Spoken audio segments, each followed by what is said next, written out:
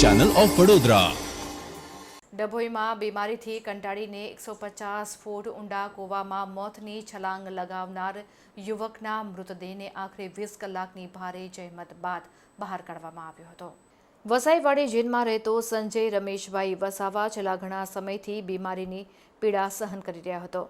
ગત મોડી સાંજે અચાનક યુવકે તે જ વિસ્તારમાં આવેલ તિજોરીના કારખાનાની મધ્યમાં આવેલ જૂના અને 150 ફૂટ ઊંડા કૂવામાં ઝંપલાવી જીવન ટૂંકાવ્યું હતું।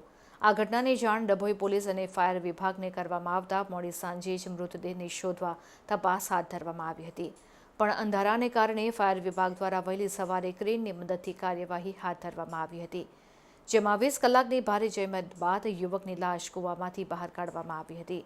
ડભોઈ પોલીસે યુવકનો મૃતદેહ પીએમ માટે મોકલી આગળની કાર્યવાહી હાથ ધરી છે। શું ઘટના બની હતી અને કઈ રીતે કાર્યવાહી કરવામાં? ગઈકાલે રાત્રે 9:30ની આસપાસ અહીં કૂવામાં એક છોકરો ડૂબ્યો છે એવો વડોદરા ફાયર બ્રિગેડને ફોન મળતા ઈઆરસી ફાયર સ્ટેશનથી એક ટીમ રાત્રે આવીને સર્ચ કરીને ગઈ હતી। એ રાત હોવાથી એમને કામ કરવામાં તકલીફ પડતી હતી એટલે એ લોકો પરત જતા રહેલા એના કોર્પોરેટર સાહેબને મળીને પછી બીજા દાડે સવારમાં 7 વાગે અમને કોલ આપ્યો અને અમે 9 વાગે અહીં હાજર થઈને આવીને અમે એને બચાવવાની કામગીરી તૈયારી કરી હતી।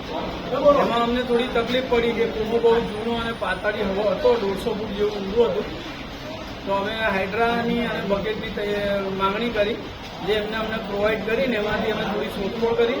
એના પછી અમે અહીંના જે નગરપાલિકાના પ્રમુખ સચિવશ્રીને મળીને પંપ મંગાવીને સબમર્સિબલ પંપ મંગાવીને અમે કૂવો ખાલી કરાવ્યો અને બપોરે લગભગ 4:30 કલાકે અમને સફળતા મળી।